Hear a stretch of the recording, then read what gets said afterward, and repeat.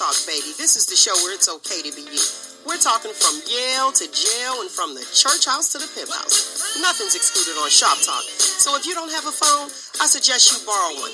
Call in and voice your opinion live every Saturday morning from 10 a.m. to 12 noon.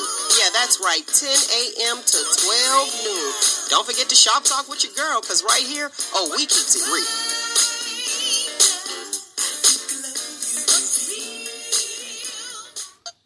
Hey, good morning, and welcome to Shop Talk with Mel. How we doing this Saturday morning? Great. Let's pretend. The great pretender. Let's knock out these hot topics real quick as far as what is going on. Listen, the Empire. I know y'all tired of hearing me talk about the Empire, but I got to tell you, do you know that Lee Daniels that sat there talking about the reason that the show got canceled is because of Jussie Smollett? That he feels as though that's why it got canceled. How about it was getting boring? I was going to say, I think it was long overdue. Yeah. You didn't like it anyway, did you? I never watched that full episode. See? There you go. But it was on for what, 5 seasons? I don't even remember. 5 or 6 seasons. They had me at the beginning. That first season was so full of action, so full of energy. I knew it. I said, this show has to burn out pretty soon because the pace was so fast. The energy was so high. So to me, to get as much as they got out of it after that first season was borrowed time. Right. I thought so too. I was like into it the first season, like, hey. And then the second season, I was still, hey. The third season, they put too much in it. And I was like, okay, I'm getting bored. You know what I mean? I was getting bored. They overloaded it. They bored you with... It was a whole lot of highs, but not a lot of story to keep you engaged. Right. And then they did with Jamal, and then they had him, the whole gay situation. And that was like in the third season, I want to say. So it was like, okay, you understand, what's going on. Then they started showing a lot of love scenes, with just period. I don't care if you gay or heterosexual. Too many love scenes is just too much for me. I don't want to see all that. Just going off of what you're saying, The issue is that they use a character's being to like kind of drive a season, and really, like, if the character is gay or whatever, you want to make that a piece, then you blend it into the overall fabric of the show. So then you can have the highs and lows throughout the whole course of the series, and not necessarily try to make it like this whole taboo thing that you just threw a season forever. It's taboo like for the next seasons. I'm like, come on, can we just move past that? So I had to get that out there in the air. What about the Dominican Republic issue? What about? I told my kid, who is supposed to be going there to visit next year, that she's not going. I don't care how much of an adult she is. I don't have that to do. Okay, I'm worried about you going over there getting killed in the hotel. Right. Now here's the deal. Let me catch you up. I'm about to catch you up. Your girl got you covered. Yes. Here's the thing. They're saying that a lot of Americans go over to the Dominican Republic and don't come back. But what couples. What kind of Americans? They're having unexplained deaths. And they're... What kind? The kind that's sitting right here in the studio. Yeah. Us. Our kind. But, yes. But African-American? But some of the other kind, too. Yeah, like all. They ain't discriminate no color. Right. Any American going over there, they're like dying of unknown causes in hotel rooms. And there was this one woman who said she was attacked by a person who had... he was in her room, wasn't he? And he had an emblem on. She said that he must have worked there because he had on the logo for the hotel. But because she couldn't identify which one of them, she said nothing really happened with her case. But then there was this African American and he was in couple. her room. Yes, African American couple. They were supposed to go check out or whatever. They didn't check out. Dead. Another Caucasian couple. Same thing. People just dying over there. And then one lady died over there. They said she was at the bar drinking. And then she died. They don't know if they put something in her drink. I was like, ooh, guess who won't be going to DR? The Dominican. Who going to the DR? Yeah. Let me go over to Mexico before they build that wall. Yeah. I'm safe over there. I'm like, let me go before y'all build that mud. Hop back over. That's what I'm going to do. Cuba's... Speaking of different countries, Cuba Gooding Jr. Oh, yeah. He pleaded not guilty. What happened to him? Where has Roogle been? Watching movies? Yeah, listen, that's when you've been watching movies. Cuba Gooding Jr. has been accused of groping a young lady. What? Yeah, groping a young lady. Kim trying to be quiet over there. Kim the Ham, the go-to girl. Go ahead. I'm proud of you. Look, she know what's going on. Go ahead. Well, they were supposed to be in the nightclub or something. He was intoxicated and touched her inappropriately, and so she wants to say that he. What year was it? It was a while ago. I can't remember. Like 2006 or something. Is there video footage of this? Yes. Video footage. Listen, see what I'm saying? Now here go another one. American dies in Dominican Republic after botched liposuction performed by unlicensed gynecologist. Why is the gynecologist doing liposuction? I guess there you go. Because the duplastic surgery is not a discipline. Listen, any doctor can do it. Any doctor can do a liposuction where? Gynecologist down there? Any doctor. What kind of liposuction she getting? Just like you have a dentist. I Which got a fat cooch area to do like Botox. Well, what is a gynecologist doing liposuction I don't for? think there's a certification for plastic but surgery. wouldn't you want to go to someone who knows what they're doing? Why would you go to a fat coochie doctor if you got a fat belly? Because it's cheap. It's cheaper. Well, listen, a lot of people, they losing that weight going over there out of the country. I ain't got that to do. Guess what? Fat I'll be. Yeah. Fat I'll be swollen. You sure is swollen round about your colon, because I ain't going over there. It ain't happening. But I'm like, a liposuction for a gynecologist, like... Because no, it's not regulated like that. Well, clearly it ain't. And she died. Here? Because why did she go Not there? even here. No, she just went over there probably because it was cheaper. But cheaper to keep her. And look what they kept her, didn't they? They kept her. They kept her. She died. So back to Cuba. Back to Cuba. Cuba. What do you say? Cuba. I say Cuba too. Cuba. See, like I started in school. Cuba. Now if I was in Spanish class. So here you go. You said what if you was in Spanish class? If I was in Spanish class, it'd be Cuba. All right. What you say, Kim? I said Cuba, but his name is Cuba. Why is it Cuba? He said it's pronounced with a K, not a Q. Oh, okay. But it's spelled with a C. Yeah, well, you got to talk to his grandmother because he's a junior. That's how she did it. Cuba. Right. Cuba. But she said it's pronounced Cuba. That same thing with Rihanna. Yeah, some say Rihanna, some say Rihanna. She says it's Rihanna. I believe it's probably Rihanna. Like, stop calling me what ain't my name. Rihanna. We did that. Name, we did that. Name. Like the chick on Empire. Oh. Annika, remember Annika? No. I mean Annika. Anika on Empire. I don't know what you talking about. On Empire, the girlfriend that came along for Lucius, her name was Anika, but it's spelled Annika. Uh-huh. And then my son had a girlfriend, her name was Annika, but he didn't change the pronunciation of it and called her Annika, and we all called her Annika. Her name is Annika. Oh. And she was like, that's all right. She let us have it. He put that regional on there. He put the region on there? Yeah, because she's from here. She's from another country, too. What you got there? Cuba's name is Cuba. It's Cuba? He corrects you. Okay, cool. All right, Cuba it is. Okay. So right. Cuba. He walking around correcting us now, but he wasn't. But wait, what is CUB? When he grabbed that girl's food. When he got that Oscar, he wasn't like, "Oh, y'all pronounced my name wrong." And see, that's what they pronounce. Cuba. Oscar. Cuba Gooding Jr. Cuba sounds a lot nicer because you figure a cube, like an ice cube. We know Cuba is a place. That's how we know CUBA to sound. Cuba. Oh yeah, or an ice cube, CUBE, cube. I guess we're supposed to say cool. Ice cube. Ice cool. Y'all crazy. Call him O'Shea. O'Shea. What do you call a midget ice cube? What? Crushed ice. It was a dude that was a midget that looked like Ice Cube, and they was like crushed.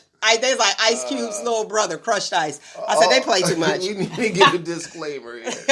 All jokes are not representative of all the people that are on the platform. Jeez. Right. Listen, no. Crushed now, ice. so we're gonna go back to this real quick. Now, Cuba, I feel like I got like a speech impediment now. Mm-hmm. Cuba Gooding Jr., his attorney says that the groping accuser was stalking the actor. I believe that. Mm-hmm. And the video footage, this is just secondhand hearsay. This is not anything that I've seen, so take it with a grain of salt. The video they said allegedly had his hand on her thigh. Were they dancing? They were just at the bar.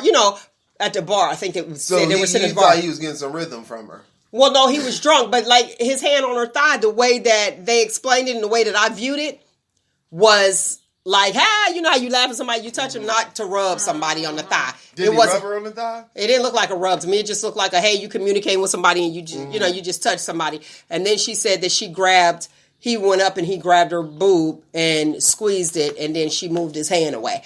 Okay, well, it was over. It's over. How go, and then they are, but here's the problem. She said this, right? Mm-hmm. He got arrested.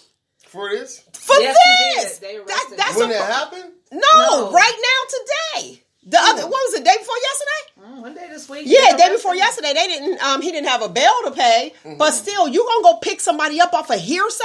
That's what's happening now. I got a problem with that. No video. They're saying there's video here, but they have a different perception of what the video is showing actually. And he said no, and he still filed. He still said not guilty. See the video footage. Bye. Ain't nobody playing with these people. And I ain't even gonna lie. These chicks is getting on my nerves. If you decide, if it happened, then go ahead and say something. I do believe it should be a statute of limitations for certain things. These chicks is coming out, and I'm just gonna put it out there like that. You got chicks out here that done gave it up, like we talked about before on the casting couch. You gave it up to get a role. No, you shouldn't have. It's not okay that happened. But then you want to go back and want this person to be punished for something you chose to do. But then you have those who said, I'm not doing it and didn't get the role. Come on now. So what's the problem? Stop. And then if all I got to do is just go say somebody touched me and then you're going to go and arrest the person. Come on, man. I got a child. Somebody could say I did something to him. And then you're going to go arrest me and I have to prove myself innocent. So it's like guilty until proven innocent. It's almost like we're setting the mindset that women are I don't want to use the term weak or victims, but we're not. Yes, go ahead. That's what it's setting the tone for. I mean, why? Yeah, it's like all of these women felt this powerless. So what are we saying about us as women? I mean, everybody ain't give up the goods. Whole side to this. Everybody ain't give up the goods for a role. Did she smack the shit out of him or anything? I mean, I'm just wondering. The girl in the bar. What she did is she moved his hand. So it was over. And now if he went back after she moved his hand, that's something totally different. I mean, anybody can touch. I mean, I'm gonna try. But he was with his girlfriend. Yes, he was, and she said that he was drunk. She said that he was drunk, and then when he was over there with the girlfriend, then the girl who the alleged victim went over there to where him and the girlfriend was, and then they went on and they left. So she continued to interact with them after the fact? After. They're saying she was stalking. Yeah, she was stalking him. So she probably was happy. Like, oh, this is you. You know how people be. I mean, I'm not saying that it's okay to just go out and just grab somebody. That's not okay. Mm-hmm. But you got the man up in the White House. That's what he did. And he said it. And he admitted to it. That's what he do. That's his first move. He admitted to it. And he's still sitting there. But you got people that somebody just accused them of doing. And you're arresting them. Something wrong with this picture. That's what's making me wonder, how did the prosecutors feel they had enough to pursue this? They don't. They sit there, they come pull you in there, they get some money, because now you got to sit there and be booked, wasting the taxpayers' dollars off of what somebody said. I ain't got nothing to do. Let me go ahead. Well, the issue for he broke up with me. It may not be like it may be making a case for a civil suit versus putting a push. Yeah. You know what I mean? So I don't know, but it's something. I'm starting to feel as a woman like I mean, how much of a victim are we supposed to be here? I mean, I'm not. Listen, if somebody touched you inappropriately, by all means, it needs to be addressed. But if we are so traumatized as a whole that it takes us 20 and 30 and 40 years to say something. Well, let me. I think the thing I want to ask a question, because I don't even know how to say it without feeling like I don't want to bite it to accuse me of nothing. Man, this is the show where it's okay to be you. Just talk. But the question I was going to say was that in most cases when they talk about like Weinstein, Bill Cosby, and some of the other people, it seemed like it was derived around that person's ability to impact their career. Like I'm gonna like you're like I'm forcing sex upon you, but I'm also you get this is the payoff for the sex. Right. But in this case, it just seems like, I mean, it's inappropriate to touch somebody in a manner in which they don't want to be touched. You know, of course. But like I thought the criminal aspect associated with this was more or less associated with I'm using my sphere of influence to coerce you to do a sexual act. Right. Yes, but And that's what I thought the hashtag Me Too was about. I don't know. Is it? I don't know what it, like. I don't know. Like I just. So what's gonna happen if I see a fly guy and I be like, ooh, or I go to my boo and be like, and touch him? He gonna be saying hashtag Me Too? He should. If he's smart, he gonna bring you down. Bring me down. If he's smart. But on the serious point though is that they never talk about that sort of influence and power that women have over men when they are in a position of power. It's been a few, like coming up. It's been a few situations where I've been like, yeah, that's it, like if I did that, that would be extremely inappropriate, you know. But it's happened to me Because chicks do grab dudes' butts. I seen it. They do. They butt grabbers. You know. And what do you do? I don't know, because what society says is, well, if a woman does that to a man, then he likes it anyway. And you are right. And that's what society says. And it's like, then that whole thing, like, if you look at it from another perspective, then people are like, well, why you complain about that? Why would any man complain about it? And they try to, like, make all men to be, like, these sexually, not driven, so it doesn't matter where it comes from as long as you're getting that attention. And it's like kind of like they try to say that men are incapable of walking away from a sexual, like something that could be received as a sexual encounter, pass or something like that. Or advance. There you go, advance. Listen, do you feel violated? If some girl just come and just grab your Johnson, will you feel violated? I got a true story. Go with it. All right. What's your testimony? did you feel violated? I want to say how it happened. This was years ago. I happened to be in this club, and this was in the flats, right? And so I'm in the flats, and it's me, one of my friends, two of my friends. One of them was a woman that I went to college with, and her sister was there, and then another friend that I knew. He came up there with me. So we're at this club, and I'm happy to dance with the sister. And when we're dancing, two ladies, they walk past me, and this is graphic, so you might want to plug the kids' ears real quick, if for the people out there listening. But when one of them walked past me, she groped me from between my legs. I was faced the other direction. A ball grabber. I wasn't looking at her, but she grabbed from me. the back. Yeah. Oh man, Yeah. I feel violated.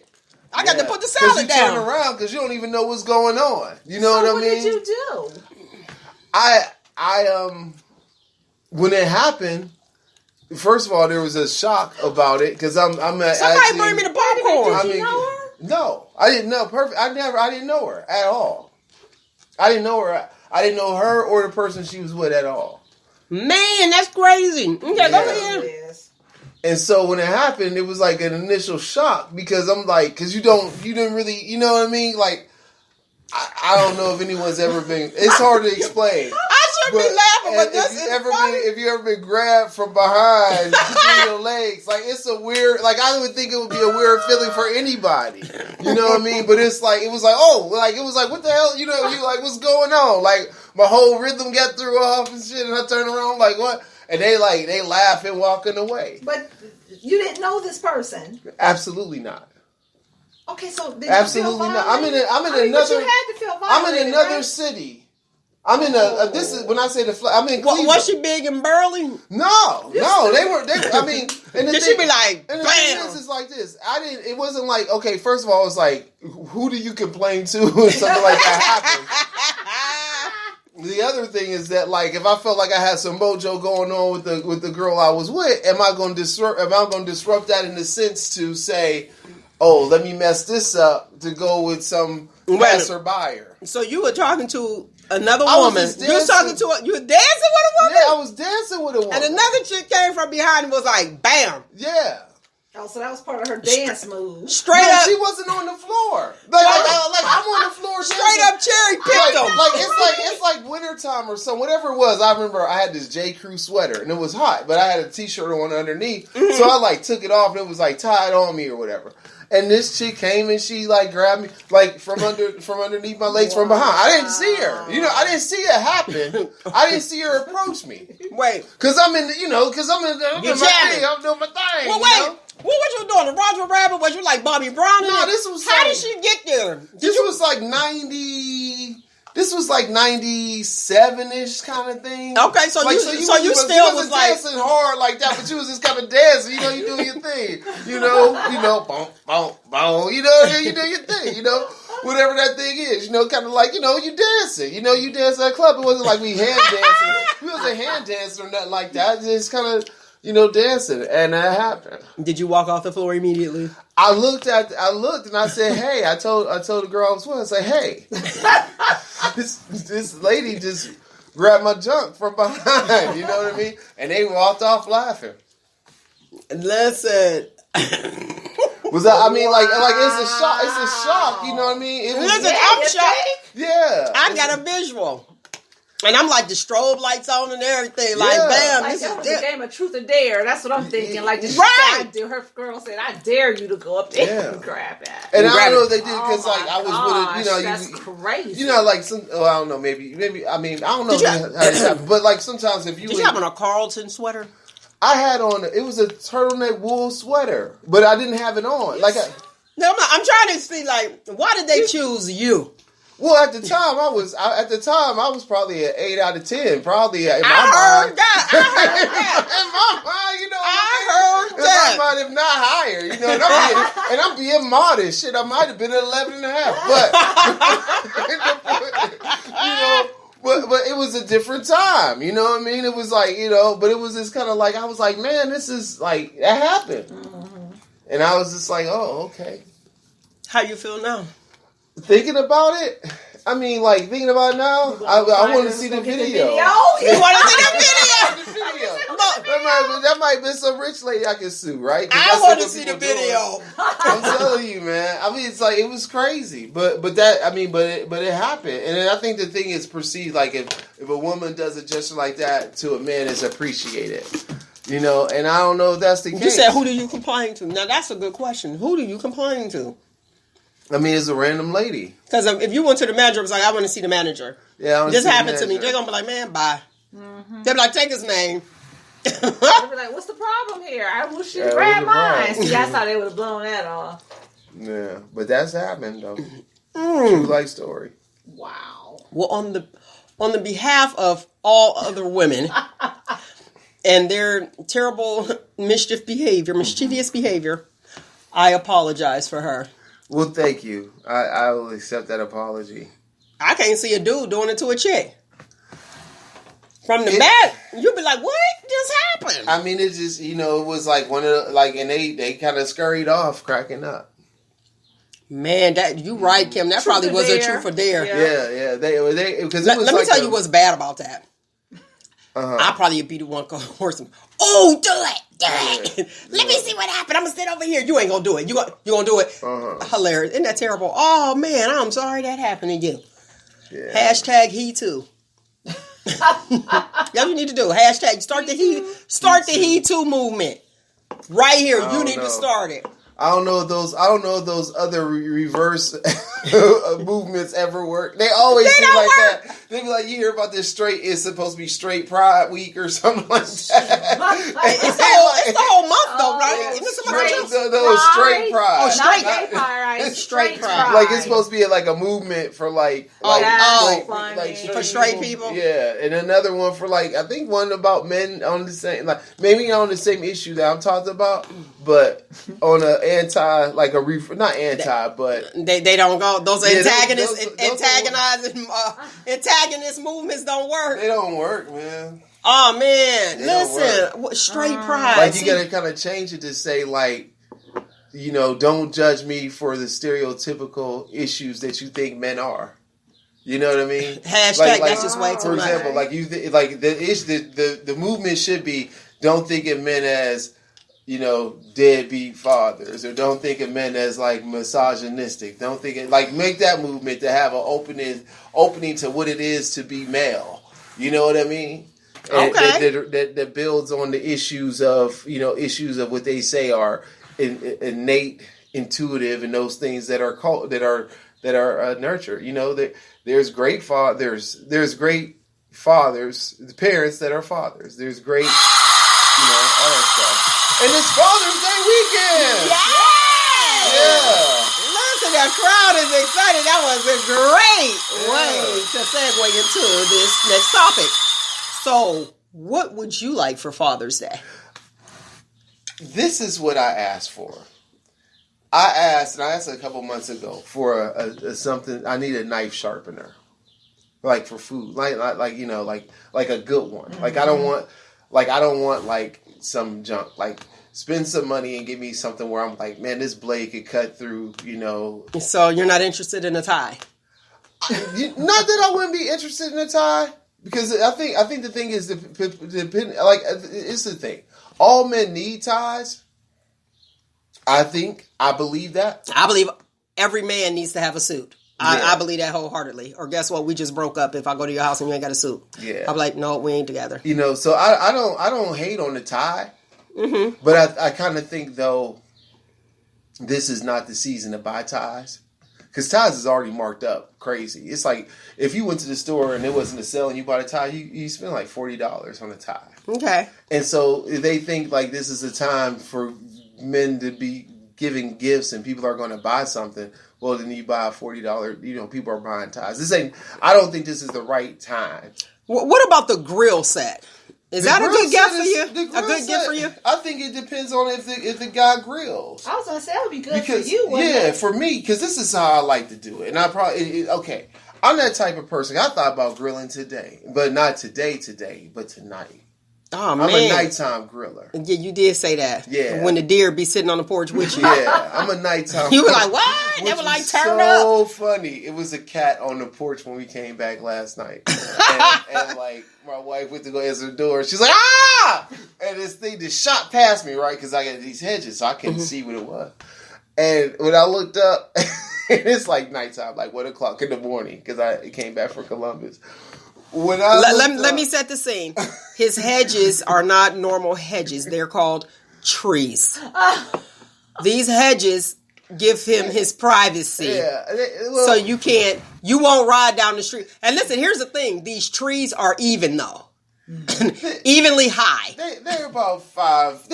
Well, right now they're a little bit Jurassic Park. They're off the hook right now. They need to get cut. They're about 5 foot, what, 9? They're about 5 foot. But the problem is, it's like... Dude, they taller than me. I can't even see. Well, the thing is, it's 2 feet from the actual ground to... Because normal hedges, you know how they be? You have like a little platform, normal hedges, and they're supposed to be down. But go ahead. If you on the sidewalk, it's probably 7 feet high.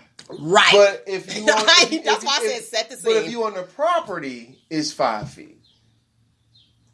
Because you got to go up the stairs. Yeah, because it's like about 2, but... But you still can't see. You can't see. You can't see who on the porch. The cat was just chilling. The cat was chilling on the porch, and you hear like you're now right. And I look up, and she like on the banister. Oh, she jumped up. She on the banister, like on the banister, like on the porch banister, standing on the banister. And I'm looking because it's nighttime. You kind of look because I don't have a light on. I don't believe on keeping a porch light on. Why not? Because I don't want you to see me coming. See? Didn't I tell you? I knew it had to be a reason. 7 feet. 7 feet. I don't want you to see me coming. You gonna step on here at this property? You ain't gonna see me coming. Yeah, and the person in there like her, she ain't see nobody else. She on the banister. But it was so funny because I looked. It was like a split second. And I looked. I was like, damn, I didn't know she was athletic like that. I was like, we gotta hurry up and have a baby. So hey, boy, go to the NBA. He'd be like dunking at the half court. Like, jeez. Like it was like I was like, did she climb up there? No, she jumped. She got mad hops. And she's short. Yeah, it was too quick for it to be her climbing up there. It wasn't like she like. I heard and I looked and I just yeah, and she was like up on there like like a Marvel movie. Yeah. Like Marvel. Like that's hilarious. That was funny to me. Well, when you barbecue, let me know. Yeah, but I think it's a good idea. I actually got some barbecue stuff for grilling bar. Well, how do you say it? Some cultures they call anything that come off a barbecue. No. And some people just call it a grill, but you make barbecue. No, a grill is a grill. A grill is a grill. And if you add barbecue sauce, then that means you have barbecue on the grill. Well, some people call a grill a barbecue. I think it's regional. Mm-hmm. It's like one of those pop. How we do it in the yo? They making some chicken It's a on grill. the barbecue. It's a grill or a smoker. Don't nobody want no smoker. Smoker and the grill is two different things. Well, I'm just saying, I ain't even no two cooker. different things is like you'll have a grill or you'll have a smoker. But most people have smokers. Is that with the propane? No. It's still charcoal. But some people have smokers and they'll use them as a grill. Okay, so what's a smoker? So, for example, how like when you see like those barrels, like that means they know how to grill. Yeah, but those have two purposes. Those could be grills or smokers. But now you'll see the manufacturer ones that look like barrels. Yeah. But those are really smokers. Like usually, do they cook the same? It depends on how you cook it. Like because the difference between smoking and grilling. Okay, if you grill, it's direct heat, maybe fire. Like steaks. It's like burgers, like flame grill. Well, that's a grill and it's direct heat. Okay. And a smoker would be more or less like residual heat and smoke. That's phony. That ain't no real cooker. But that make it smoky. I mean, it is No, I want backyard. Yeah, it's still backyard, but I think what you thinking that I'm saying like. Propane, like I don't like propane grill. I don't want no propane because I think like if you're gonna do a propane grill, then you might as well just go in the house. That's my opinion. Go in the house. But I would like to cook outside though, maybe. So I don't know. I want a grill. I want food that's a grill. I don't want no raisins in my potato salad. I want the real deal. Salad. I want a for real.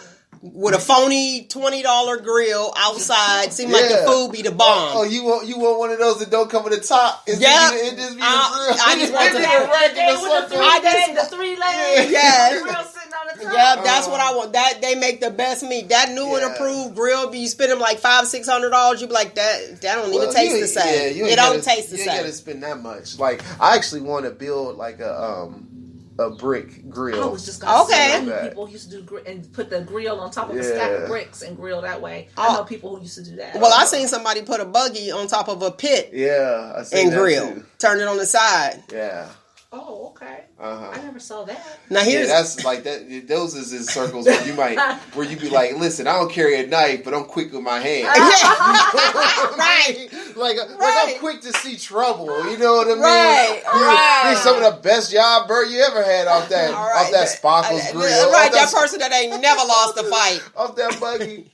You be like, what the host look like? I don't know. She got a lot of razor blade cuts on her. All right, let's talk about let's go with these politics real quick. Oh my God. Local, not local. National. We gonna do national first with Sarah Huckabee. I don't even know what's going on with her. I'll be honest with you. I've been on a different plane this week. Good for you, because we're gonna get to that. Because I want to know what's going on with the school board too. Did you see what Sarah Huckabee? She'll be done at the end of this month. Now, she was riding. Trump letting her go? What? She is gone. She said she is leaving. Well, she wanted to leave, or he kicking her out? She wants to leave. She's leaving. Her credibility shot. That's what I'm saying. She might as well ride it out. She might as well ride it out. How you gonna stop now? Don't nobody like you. She might as well ride it out. You done did everything. Where you going? He must be cutting her loose. Who hiring her? Silence. You know what though? She'll have another job. She'll have another job, and how much attention is she gonna bring to that particular job? Well, I think that the problem with her was she was always ignorant. In a situation where she was trying to make his situation better. Yeah, she was. You know she always tried to downplay. Yeah. Yeah, she did. Her problem, I think her problem that I didn't like her for was that like she never remained neutral from the information. Like if she would have just been like, well, listen. She was on his side. This is what we're saying. I mean, technically her job was to be on his side. But the way she displayed it was in a way of like, I'm just pissed off at all y'all who are asking these questions that are relevant, poignant questions. Relevant. Stop asking me these relevant, poignant questions when you know this guy is a maniac. But she just kind of like, I think that was the thing. Like she kind of like seemed like she was drinking the Kool-Aid. Like more than just I agree. Like, she took a lot of heat. Yeah, like her and Carrie Ann Conway. You know what I mean? Like it was just kind of like the way they defended the piece wasn't like, well, let me just give you the real, and this is why. It was always like, well, it always seemed like a schoolyard argument when they would be up there representing them. Well, I just think they didn't have, like, they may not be the most charismatic people to get along with a group of people. Well put. Mm-hmm. Well put. All right, let's bring it on back. Bring it on. Let's talk about. I seen in the paper where it said we talking about the Youngstown City Schools HB 70. HB 70. Let's get that clear. If you guys don't know, y'all gonna have to do the research and then come back to the show. Pause the show, go back, look at the research because it's just way too much to go into. Yeah. But now, word to the curb. I ain't even gonna say word to the curb because we know where it came from. But I need some facts because the Vindicator be making stuff up. Yes, I said it. Yeah. And they add, they like to juice it up. They put a 10 on everything. It said that Mo Hip ripped school board to shreds or something to that effect. All right. This is what you can do. Wait, before we do that. Okay. How was that possible? I thought he was on LOA. FMLA. So FMLA. Intermittently. Okay, FMLA. For a family member. He was on FMLA for a family member. But that's the question, though. Because sometimes on FMLA, you can do it intermittently. So maybe this is a good thing. If you're doing intermittent FMLA. But the issue is that if you are over a school district, and, okay, let's establish this. His parent that he took FMLA for does not live in the state of Ohio, does not live in the state of Indiana, does not live in the state of Michigan, does not live in the state of Pennsylvania, does not live in the state of Kentucky. Shall we ring the school bell? Tell us more. So the thing is like, how I understand it, they reside in Illinois. So if his father, if his relative was sick, that's fine, and you take an FMLA for that. But if there's a point where your relative is in a well enough situation for you to come back to Ohio to testify to the state, then you should be in Youngstown doing your job. That's all I'm saying. So the issue is like, shots fired. The issue is like, you should be doing your, if the situation is okay enough for you to travel to Youngstown or travel to Columbus, then you should be in Youngstown helping the children, doing your job. That's the bottom line of it. Like, and this is not like a freak occurrence or a new thing. I mean, it's like you ask them, well, where has he been? He hasn't been at the school district for months. Right, because we got Jennings now, right? Well, no, he's not actually in play yet. What? He doesn't officially start until August 1st. So who's performing the duties? He ain't nobody. He designated the duties of the district to another person. Where's that person at? That person's there, but they on the grill. That person's there, but the issue is that if your situation is okay for you to travel to Columbus, you could come and do your job. Then you should be working for the good of these children that you feel are in such dire need. Now, the thing is, whenever someone testifies, you can find that testimony on the state website. So that's there. From when I read it and I witnessed it, and to me, like, half of this stuff was, for example, he said before he came into play under the school board, the Youngstown City Schools had a B in third grade literacy, a B. I remember that. B as in boy. And that was better than the suburban schools and all that stuff. After he took control, it went to a D. And he said that his D was better than the B because under his program, he could guarantee kids can read. So D for dynamic? No, it was a D for failure, for dissatisfactory. I'm like, how in the world? But the thing is, if you fail to reach the state standards by 2 levels less than what was done before you, how can you sit there and justify that you did a better job? because his rationale is that the standard by which they were measured is different. But the standard was the state standard. And the state standards, if anything, after this takeover model, they've lessened the state standards, then tightened them up. So does it seem as if the state is inclined to believe what he is saying? Well, I personally gave testimony, and my testimony said this. I was like, you shouldn't look at what this one person says who gets financial. Anybody tied to this takeover is financially impacted or professionally impacted in some way. Absolutely. Right? So the common denominator for you to make your decision is not what I say, not what they say, but the facts of what has happened under that leadership. Look at the state report card for 4 years from today's date, 4 years back. And you will see a decline under this leadership for the time period of the 3 years that person was there. Look at the funding. Look at the expenditures for the district, and look at the budget of the district, and look at how much money remains in the district, not based off of what I'm telling you, but based off the 5-year forecast for that district over time. Over the 5-year forecast gives you the year that you're in and 4 years out. So go back to 17, 16, 15, and then look at 18. And then look at the monies that remain. Look at what's going on. Don't take my word for it. Look at the facts by the system that was developed to monitor these things. And in every category, you will see that CEO-ran districts have done progressively worse and have spent more money doing so. Was this addressed in Columbus? I personally addressed it. And how did they respond, or was there any feedback at all? This ain't hearsay. Look, I got the person in the flesh. The testimony, I mean, the thing is that what they did was, okay, at the state house, I testified at the state house, I testified at the state school board, testified at the Senate twice, and then went to East Cleveland, Lorraine, and continuously talked about this in Youngstown. The issue is everybody, even the state House of Representatives, voted 82-12 to repeal HB 70 and replace it with HB 154. Everybody who has talked to this body, and even the state school board, before I get there, state school board, we testified to them.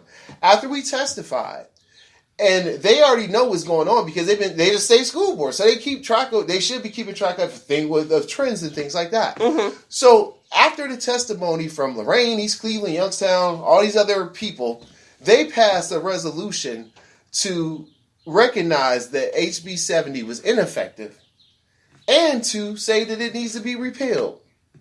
Not replaced, repealed. Mm-hmm. So the Senate, the House voted to repeal it. The Senate, the school board says it isn't right, and then the Senate gets it. And then and this is in my testimony, every element that made HB 70 bad, they doubled down on when they added their pieces to HB 154. So they want to still have another commission, but they don't want to call it an academic commission, school improvement commission, with the same powers, the same makeup. But instead of having a voting, but they want the union to pick a member, the education union to pick a member, but that member has no voting power. And the 5 people out of the 5 members who do have voting power, 3 of them are appointed by the state. Okay, so it's still unilateral control. Right, that's what I was like, well. Then they want to make a transformation commission at the state level that does God knows what, and adds another level of bureaucracy. And you would think okay, this is by all means, we got a Republican governor, Republican House, Republican Senate. Those are the majorities, right? Of those issues. But Republicans are supposed to be we don't want a lot of government oversight. We don't want a lot of regulation. We don't want any of that stuff. Not in this situation, because it's private companies to get paid. And when you go see these testimonies, it's these private organizations that talk about why the state needs to have control versus local control, because these organizations want the state to buy their product. It's the same thing what happened with the GED test. They privatized the GED test in the state of Ohio, raised the rate in which you had to pay, and the reduction of people who've gotten their GED has the rate of people who have gotten their GED has reduced because of the parameters around working with a for-profit business in a public sector. It never works. It never will work. Those who are disadvantaged, those who are from disadvantaged communities, disadvantaged and in poverty, will never have an opportunity to strive in a system that is driven by the almighty dollar. Well, the daughter of the dollar who made it. It's a lot of messed up. But you'll never have that. You'll never have a system that works for the common man if it's controlled by the money that comes in through having these private contracts. And so HB 70 is the attempt is to replace it with HB 154. HB 154 is now referred to as HB 166 because it's been tied to the state budget, so they got to address it. So the issue is now in the HB 166 in the Senate HB 154 removed the Academic Distress Commission. It removed the CEO and it put in other pieces. The Senate got that bill and said, you remove these pieces, but let's add it in there and give them more power than what they had. And so my testimony said, why is it that everyone thinks this is bad legislation, but you double down on the things that are bad? You double down on, we're going to have another commission. We're going to have another CEO, but we're going to call him a director. You changing the names of these things does not change the fact that it's bad policy. And for some reason, they have this thing in their mind that we need to repeal and replace. Sometimes you just got to get rid of bad practices. Period. You don't got to come up with a solution. You don't have to come up with something to put in the place of a bad practice. Just get rid of the bad practice. You know what I'm saying? So like in the Cuba Gooding situation, you wouldn't say, well, Cuba, don't grab the breastises, grab the booty. You know, yeah, that's, you know, don't replace it. We got you okay. Yeah, don't repeal an issue and replace it with a one that may be what you think is less offensive, but it's still offensive. You know what I mean? Yeah, I got you. Don't grab the breasts and don't grab the booty, and please don't grab what the president grabbed. Right. Yeah. Well, I guess. Look, you gave a whole bunch of answers to the question. Well, I guess never mind. Yeah. That's all the answers. And you were the one that testified in the flesh, so we ain't got to worry about. There was a lot of people that did testify though. Like, so how many minutes do they give you to testify? You know where I'm going. Go ahead. 3. Just now. 3. You said all of that in 3 minutes. I said as much. What you got to do is that you got. Do they ding a bell? They have a person up there holding up a sign. The sign holder. Yeah, because originally there is really no time limit. Mm-hmm. Like, but then there's like they made these time limits based off of how many people want to testify. So the first time we went down there and testified, it was like 9 hours of testimony. And it was like 5 minutes apiece. But some people they gave extra time to. Like that 5 minutes is it's a 5 minutes. Wait. 9 hours? 1 day? Yeah. To testify? I didn't leave the State House until midnight. People still up? I didn't even know how I was like a 9 to 5. Because I didn't park at the State House. I had to park in another place. But yeah. Because I testified at like, I don't know, 10:45. PM? Yeah. And like everybody is still sitting there? Some of the people testify they leave, but the thing is like for us it's like it's people that aren't impacted from the state takeover that may potentially be impacted, mm-hmm. or people who just think it's bad for education that will testify. So you'll have people from Columbus who's on the brink, they're testifying against it. You'll have people from Toledo on the brink, they testifying against it. You'll have different places that just think this is bad, like if this was to come to their town, it would be bad for education. They are all testifying against this. So it's not like it's just the people who's impacted by it, but it's also people who are not impacted by it that are like, yeah, this is bad. But then it's people who like the CEO's testimony is always going to be in favor of the CEO because that's his job. You know what I mean? But that's why I told them in my testimony, don't look at what he's saying.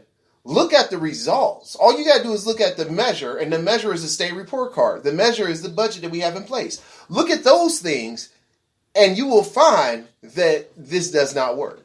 So the paper can give all the propaganda they want to.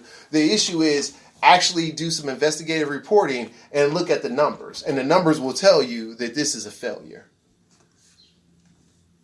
And what happened? It's still going on. It's still going on. I mean, the lady. Well, I talked to her afterwards and stuff like that, and I was telling her, she was like, "Well, y'all need to come up with a plan that proves that y'all can do something different." I was like, you don't really want to argue with these people because they're the people making the decisions. But the point I'm saying is like, you like, okay, for example, in Youngstown, there are 94 teachers that that left the district. 94 jobs they have to replace. 94? 94. But that's on the low end because the year before was like 100, like 105, 7 or something like that. And the year before that was 120. And that was all under the CEO. So when you lose those teachers, you lose the ability to probably have teachers that are pertinent to certain instruction like math or whatever. But then you lose experience in the classroom. Okay. And so if you lose, like, for example, there may be 500, there's a little bit over 500 teachers in the district, right? Okay.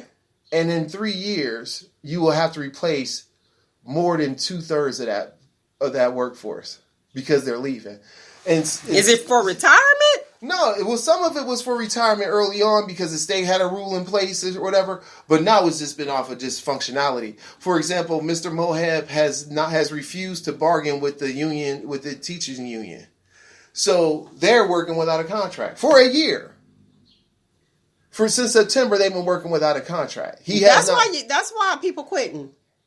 Yeah, and you know what I'm saying? Like, who's going to work? Because there's a person for the Academic Distress Commission who was testifying. She's like, the groundwork that's been laid, I just don't want to see that go away. And I said, well, what is tangible in that groundwork that you can tell me? Well, there's really nothing tangible. There ain't shit been done. Excuse me, but that's what I got to say.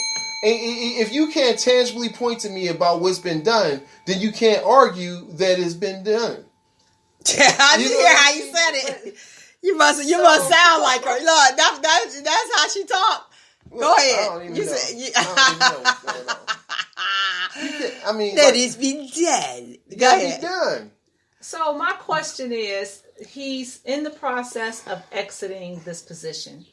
And he's currently absent for FMLA. So has anyone questioned as to what his interest is that he continues to participate in this process? Let's break it down. Let's break it down again. You know, what Lauren Hill say, break it down for you again. Go ahead. When you truly are a friend. Yeah, when she show up for a concert. Go ahead. Okay. He stopped doing that job in October when he said he wasn't seeking a new contract. And so my question to the commission at that time was, to members of the commission, if we are in academic distress, and academic distress is considered an emergency situation, why are you keeping this guy on who said he doesn't want to seek another contract? Because the issue for me is that you keep a person on and then they prepare what the next year looks like.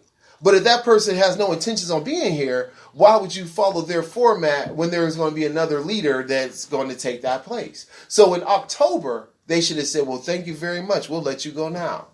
And replaced it with someone else who was... Because right now you're just paying him to be away. Yeah. So in like March, early April, he decided he was going to be on FMLA. But even prior to that, he wasn't actually in the office a lot.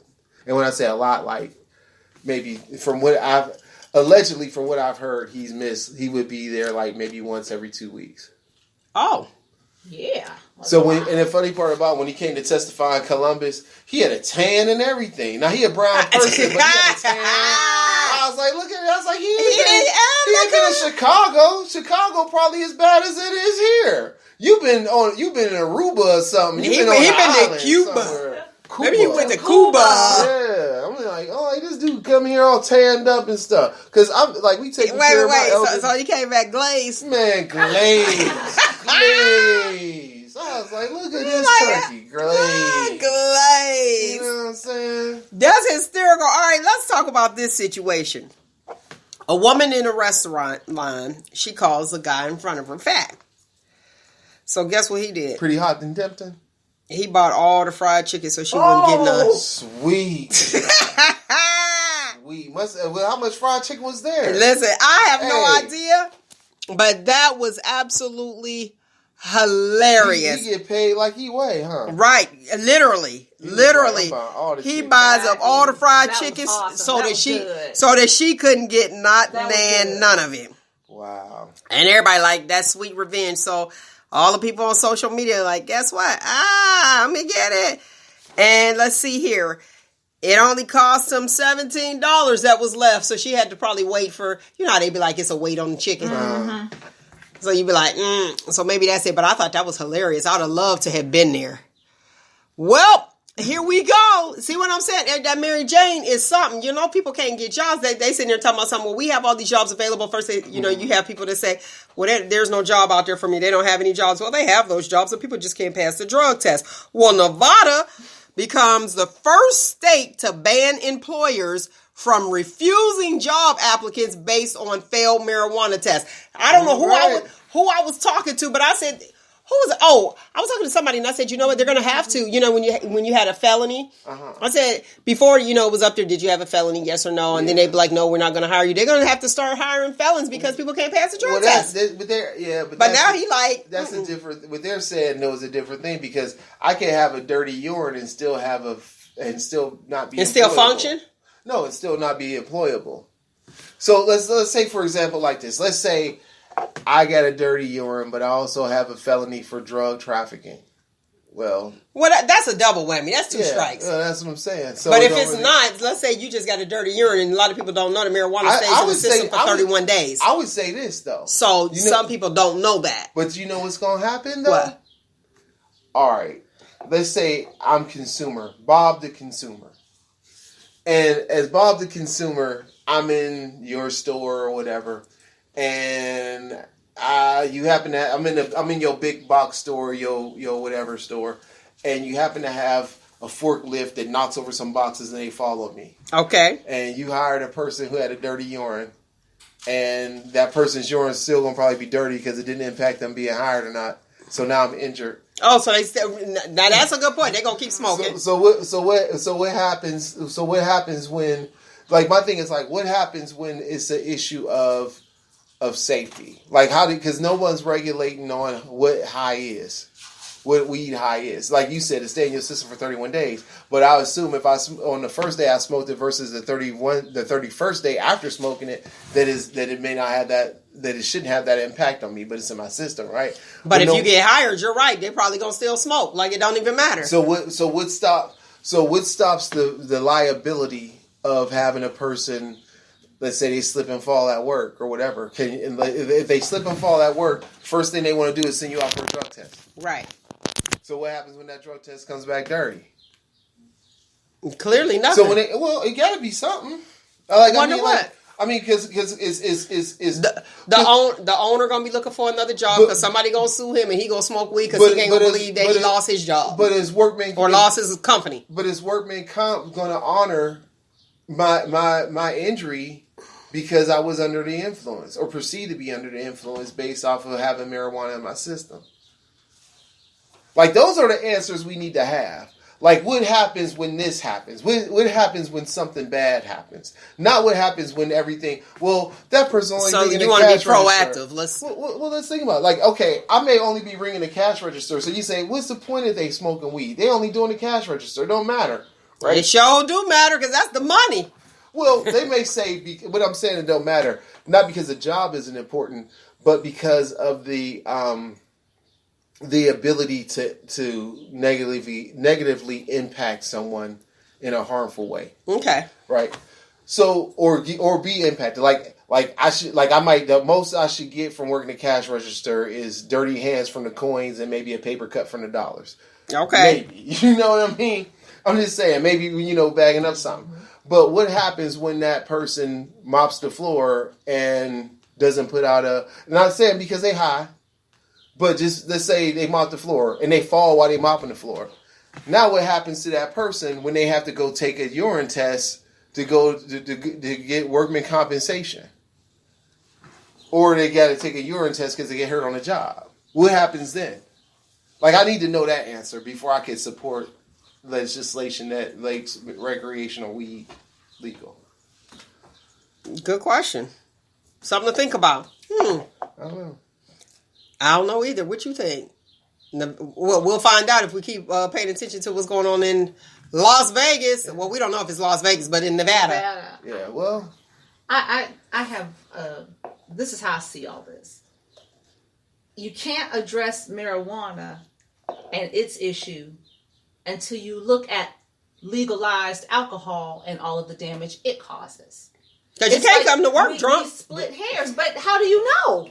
How do you know? You seen that chick walking with the heels? I mean, we have just as much damage from being drunk as we do from being high. And one is legal. Actually, more. Exactly. Yeah. I was being modest because one is legal and the other is not. So, I mean, we live in a society where we split hairs all the time. Mm-hmm. If marijuana is an issue on the job, then so should alcohol be an issue on the job. Yeah, I think the issue is the intensity in which you're impacted by it. So, like I was saying, like there are very functional marijuana smokers out there. Yeah, they may be functional, but the issue is like once they have to take that test, if something bad happens and they have to take that test, their ability to function high versus the level that they are registering from their intoxication is another issue altogether. So then what's going to be the legal marijuana limit? And we also have an issue where marijuana in some places is legal. So how do you regulate all of this? You got to have federal law. But people killing folks drunk all day long. You got to have federal law. You know, that's going to address it. But the thing is that like if you follow the history of prohibition in this country, not just the 1920s and all that stuff they talk about, but like during the Lincoln administration, they made alcohol legal just so they can fund the GDP to be able to fight a civil war. So why we making marijuana legal? Because it's money in those hills. It's money in those hills, I'm telling you. All right, well, let's talk about the nurse, Neil Roogle. I guess that's how I'm Hogel or Hogel. This the euthanasia man? Listen, this ain't the euthanasia. This is a little bit more, honey, but I guess you can. Here. Okay, this is what he did. In Germany, so this wasn't here, but you know it ain't that far because people see him with social media. That's why I'm talking about it right now. This man would inject a medication, they didn't say what kind, which is smart, to induce cardiac arrest and then bring them back so that he could get the praise. Sweet. How you like that? It's crazy. Look at him. And here's the issue. In some cases, he wasn't able to bring them back. So he has been sentenced to life in prison. Why? Because 100 of them he wasn't able to bring back, but he did it for kicks and giggles. Wow. And he did it from the year of 2000 to 2005. That's a lot of people. Mm-hmm. He worked at a clinic and then a hospital in northern Germany. He apologized Wednesday, I guess it really don't matter, to the families of his victims. On Thursday, a court in northwestern Germany convicted the 42-year-old man of 85 counts of murder and sentenced him to life in prison, citing the seriousness of the crimes. He admitted to 55 of those 85 killings that they did actually say. The other people... So he's a serial killer. Yes. Yep. That's what they named him, a serial killer. And he said he would like to sincerely apologize. So he want mercy. You keep that. How about that? How about that? I'm like, oh my gosh. And guess what they called him? And see, this probably helped him. Here's your stuff, Kim, as far as people needing to feel validated. The others, his co-workers, they called him Resuscitation Rambo because of the number of people that he tried to revive and he had revived. Nobody was suspicious of that. I'm sitting here like everybody.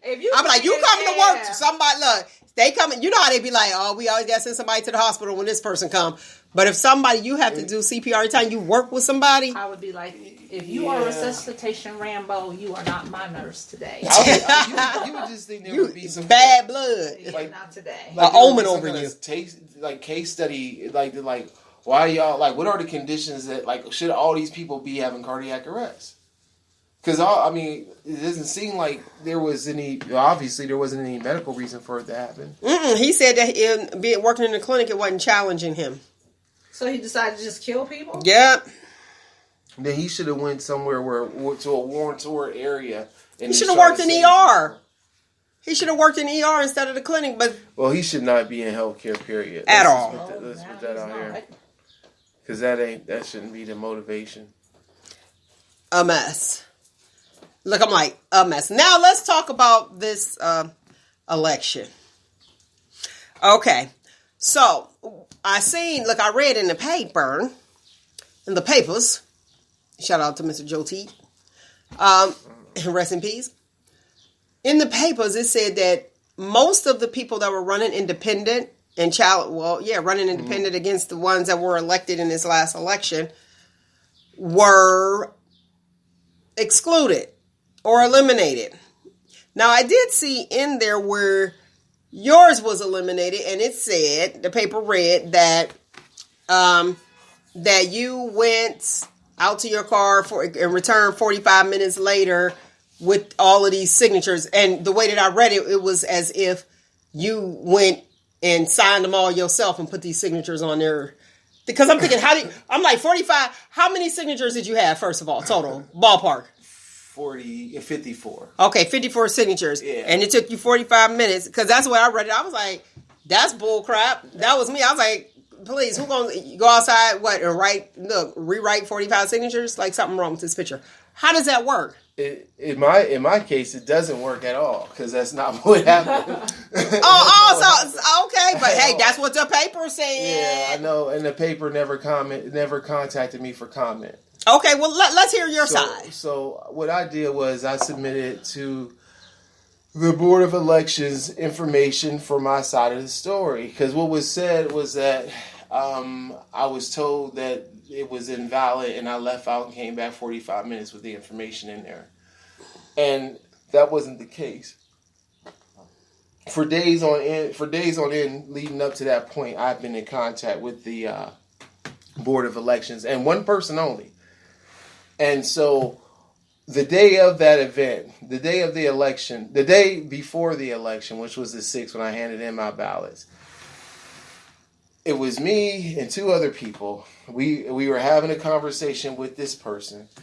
And at that point, when I was given the paperwork, she told me that they did not accept credit cards. It was pretty much what happened. Okay. So I left, and I went and I used the ATM in the building and came back with the money. So they have an ATM in the building? Yeah, it's in the basement. I didn't even know it was one in there. Well, how did you find out? She told me.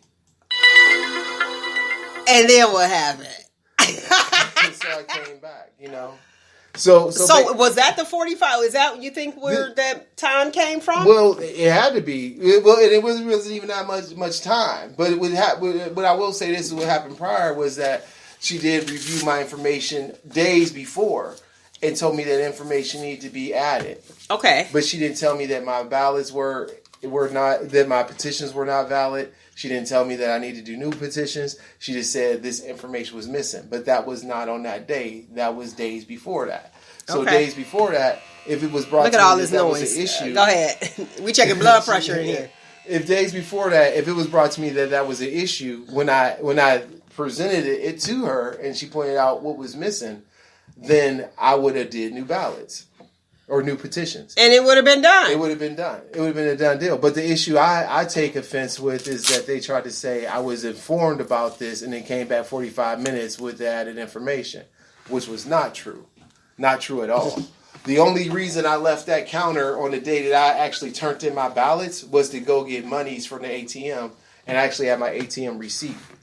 Here. He got with receipts. That's the I crossed out the important I'm stuff. looking at the dates. Okay, now the date is May 7th that it posted.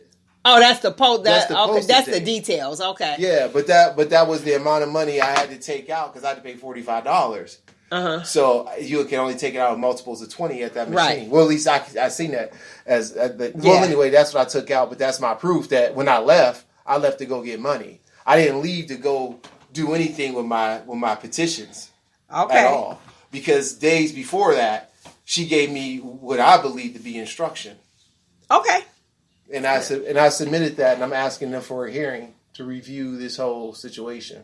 Okay, that's fair. Well, I wanted to give you the opportunity because I wanted to know what happened. I haven't talked to anyone in the media about that, but the media continues to post. They continue to publish. I am the media. Well, let me put it like this: the global media, the local media, right. they have not asked me for any comment about this or anything, but they continue to post this story that they've pretty much made up. Okay, well, not pretty. I don't say the media made it up. Because when you look at somebody had to give them the information. Well, you can go and look at the hearing, and at the hearing, it's two people who made comments. One person I never talked to at all during the process, and the other person was the only person exclusively that I spoke to. And so the other one got secondhand and up there and wrote a statement. Well, no, like she said why they felt that it should have been disqualified. But the person who said that it should be disqualified did not mention the facts as they had actually turned out to be. So I asked them, I said, like, to my knowledge, I remember being there on 3 separate occasions prior to me actually handing in my petitions. And at that point, when she saw my petitions prior to that, me and her sat down. Well, she sat down. We were at a computer because she was showing me how to pull up something to be able to review the vote, to be able to review the voter registration. Mm-hmm. So at that time, she gave me what I view was instruction, because nothing came away from that conversation that said that I could not turn in those ballots or those petitions. Okay. And so what I asked them in my letter, and this is really hot exclusive for you, for what we're doing here, I asked them to not only review the surveillance cameras, but to give me a copy of all the surveillance material with me in it. Okay. Like, I don't need to see what happened the whole day. I just want you to go to these particular days I told you about and look at that footage. And when you look at that footage, when you look at that footage, it will show you that my story is true versus the one that was given. That they said. Yeah, right. And I truly think that my petition should be honored. Okay. Well, based off of this exclusive, I feel the same way.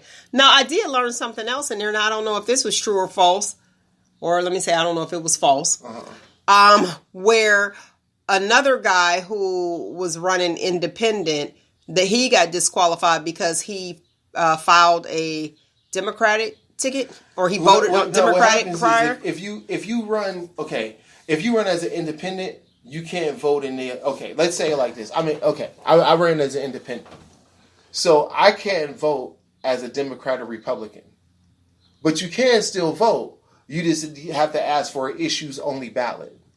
Okay. So, because the thing is, if you're voting at a primary election for an election that you're running for, you stacking the deck. So you can't say, well, I'm an independent, but I'm a Democrat. You know what I mean? Right, like at that point, you independent a party, so you can't vote. You can't vote on who should represent that party at the general election, and that's what those individuals did, or that individual, or whatever. Okay. So, thank you for clearing that up, because I was like, wait, how does that work? Yeah. So you can't vote, but you have to say a ballot, issues only ballot? Issues only. Because the issues are unrelated to parties. Okay. So I think that the issue was a levy. It was a county levy. I can't remember everything it entailed, but it was a county levy that was on there. Okay. I was wondering. Yeah, so I did vote in the election, because I've never missed an election, and I wasn't going to miss an election because I was running as an independent. So I voted on a issues only ballot. Okay. And so they have those there? Yeah. Now for it. Now, is it possible to, let's say if you don't like either who's running, are you able to just vote on the issues? Are you able to ask for that? Thing, though. When you go to vote in a primary, when you go to vote for a primary, they ask you Democrat or Republican. Right. Right? Because those are two major parties. Right. If you don't care to vote on any party, then you should be asking for issues only ballot. See, that's what I was wondering. Yeah, but okay. let's say, for example, that you did get a Republican ballot. And you said, I just want you, and you don't vote for the Republican, but you just vote on the issue. Because there's elections where people vote like there's been things where I'm like, okay, it's the only person running. Like, do it matter if I vote for this person or not? It may matter for me intrinsically because I may feel like this person isn't the best person, but they're going to get in because there's no competition. Right. That's where I was like, hold on. But so the thing is, but if you are independent, you shouldn't get a primary ballot that a ballot at the time of a primary that has a party on it. You should ask for an independent ballot, or not an independent, but issues only. I think is the terminology. Okay. And that's what I got. Okay. At that point in time. And if you have any other questions or anyone listening to this lovely show, they can go to their local board of elections and they can lead them in the right direction. Well, we hope. I didn't get led in the right direction. No, we hope. You know what I mean? Don't be making enough. No, she came here and I told her this. Yeah, that's the thing. Like you would, the hope is that you would be led in the right direction. And like for me, I took running very seriously, and that's why I not only had in-person contact, but I had phone calls that I made to the Board of Elections about concerns or questions that I had. Some of those, I'll be honest with you, even after the fact, like after this situation came out, I've contacted the Board of Elections, their director, and she has not returned any of my phone calls. Oh. And the first time it was like you play nice and you say, okay, I'll give you a call. I'll give you a couple of days to get back to me. Everybody's busy. No response. Next week, like, okay, hey, I want to do this. And no response. Like what the point for me is like, why are you not just doing the basic due diligence? That's what I was about to say. Who paying them? Sound like somebody getting paid. Like why are you not? Why won't you return my calls? So I did submit a formal request to have a hearing. Good.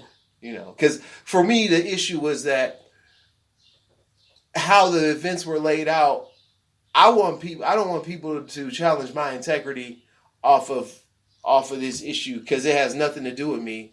I felt I got instruction, and from that instruction, like you were penalized. Yeah. Right. Mm-hmm.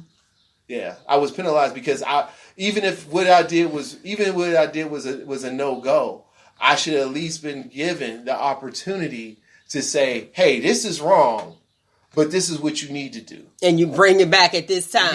Yeah. Because the thing would be because... Yeah, that's kind of shady. Yeah. So because the thing would be like, when I presented it to them early, just for insight, when I presented it... Because I remember you did say you was taking it down early. Yeah, just to have them review it.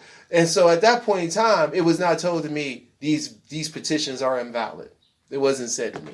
It wasn't said to me that these couldn't be accepted. It just said this information needs to be on the petition, and then the individual went on and helped me. Well, somebody need to be fired. Looking at the system. Well, somebody need to be fired. What needs to happen is that somebody need to be fired. I'm gonna say it because me, who don't know anything, and go and decide to run for office, and you gonna railroad me because clearly you don't want me in there because somebody done patted you. And you just then sat there and said, that's what it sounded like. It sounded like somebody done been patted, their little palms been laced, and they was like, okay, we can't get them in. Okay, well, I ain't gonna say nothing. I won't speak to that. But what I would say to this is that if they give it the due diligence and review what I've mentioned and I'm telling you, review the surveillance equipment. You got cameras, review that. I'm asking you to review that information. It's not like I'm saying take my word for it. I'm telling you to look at something. Look at the facts. Look at the video. So would you have to take a formal petition to get them to do that? I mean, could you, if you chose to, press it that far? I had tried to consult with. I try to get legal. I want to do this in the most. I respect that body. I do. Mm-hmm. So my issue isn't I want to start an argument with these people who I think are doing a really good job. My issue is that the information that they used to make a decision for me was not what happened. Okay.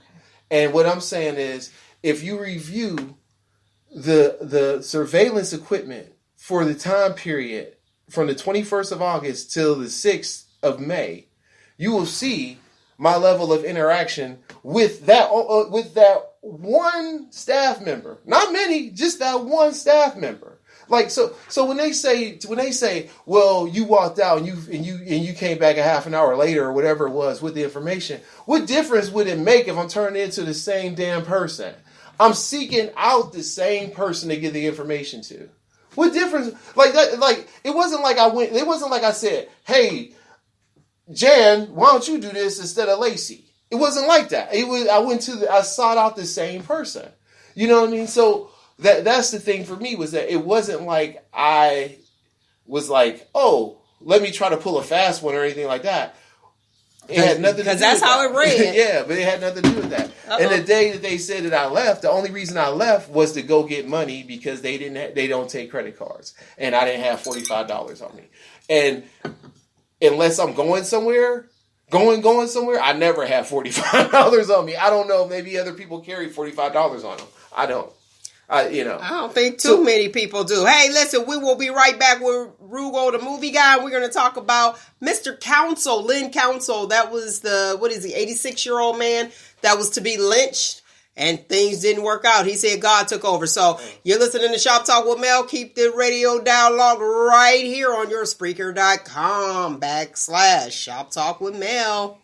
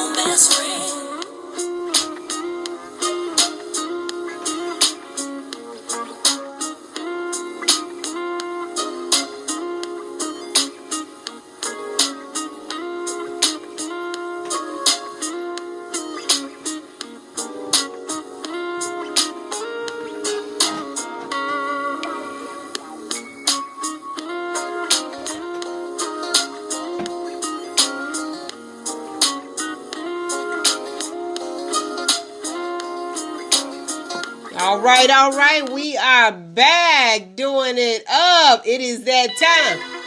Roogle, what's happening in the movie world? Man, it's one of those times where it is Father's Day weekend. So when it's Father's Day weekend or any holiday, we try to the movie world tries to capitalize off of that. So what's going on at the box office this weekend is Who's That Bad Mother? Shut Your Mouth. Shaft is out. So, this is the sequel to the 2000 Shaft movie starring Samuel Jackson. He is reprising his role as John Shaft, along with Richard Roundtree, who will be John Shaft Sr. Now, the element to this piece is that there will be a son of Shaft, which is JJ. I'll tell you like JJ this. Who, Evans? JJ Shaft. And it seems like they try to make it comedic. Okay. And I'm right now having I want to see it just because I like Samuel Jackson. I like the Shaft movies, but I don't think this is going to be a good movie. What? I'm going to see it though, because it's my choice for this weekend. Okay. Because the other major blockbuster choice would be Ma. I seen Ma last week. Or the week before last. Last week. The other choice would be not Ma. It would be jeez.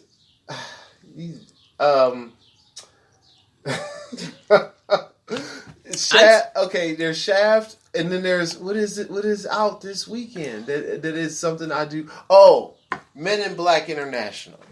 What? Yeah, I ain't heard nothing about that. Well, I'm not going to see it because of Liam Neeson. I used to like him, and then he made that comment about what happened when his friend got raped by a person that was black. He said he walked the streets looking to kill somebody that was black. I remember that. Yeah, so I'm like, hey, I like him, but I don't like him. You checked out. I'm checked out. And the thing I hate about it is I love the chemistry between Tessa Thompson and Chris Hemsworth. They were in the Thor movie together. She's Valkyrie and he's Thor. Oh. And now they're in this movie. They have really good chemistry, and I thought they would have been a really good job together, but I can't support it. I'm out. All right, what's up with Ma? Tell me about that movie. Ma was... Is that a go see or no? Yeah, it's okay. It's okay. I was that wasn't convincing. What you think, Kim? I'll wait for that to hit on video. Right. See what's on my fire stick. Yeah, right. Like okay. I love Olivia Spencer. She did a good job in it. The story has a good foundation, but for me, it doesn't really go beyond. Like, there's a good foundation that they could have used in a much better way, but they end up making it into this cliche. This person is out to get me, but no one really knows that this person is bad because everybody thinks this person is good, but this person is really bad. But then everybody get a vibe that this person is bad, and then the parent it has this. No, you lost me. Okay, let me break it down like this. It has this Freddy Krueger element to it. Oh, okay. Right. The Freddy Krueger element to it is not like the parents of the children that are in Ma know that, like, Ma didn't do anything bad. Like, she didn't do, like, okay, this is one of those stories where it's like, this is why you don't bully people.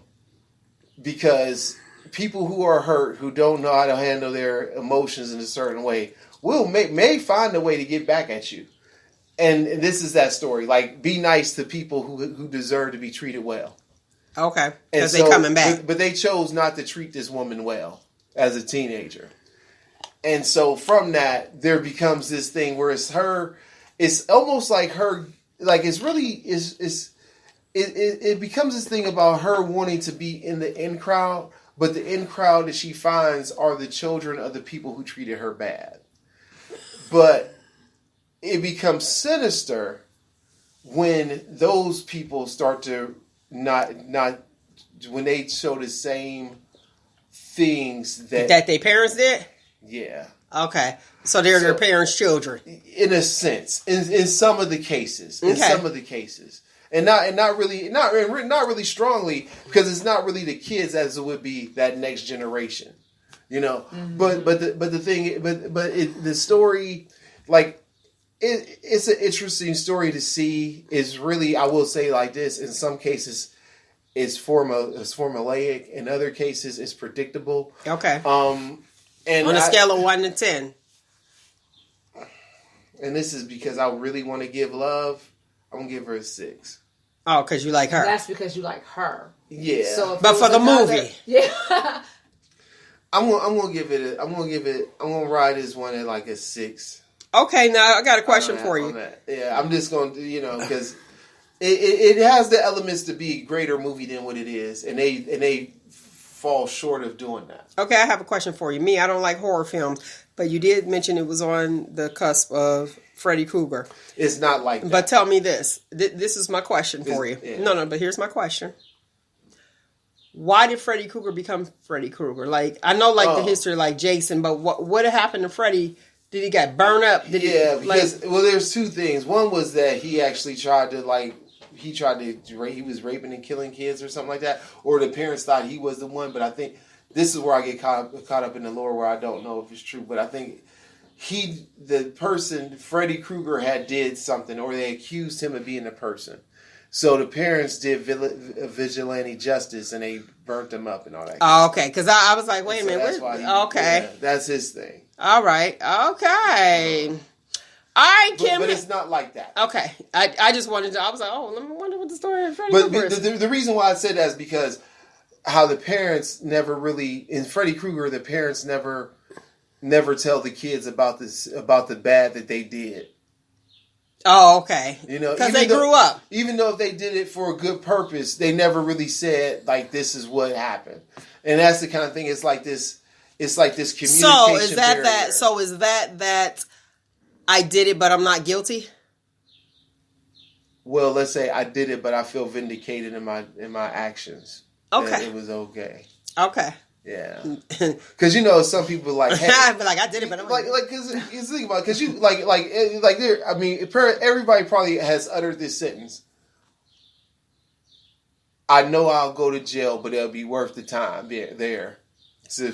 Okay, all right, now I got you. You know okay, what I mean? So is it justified wrong?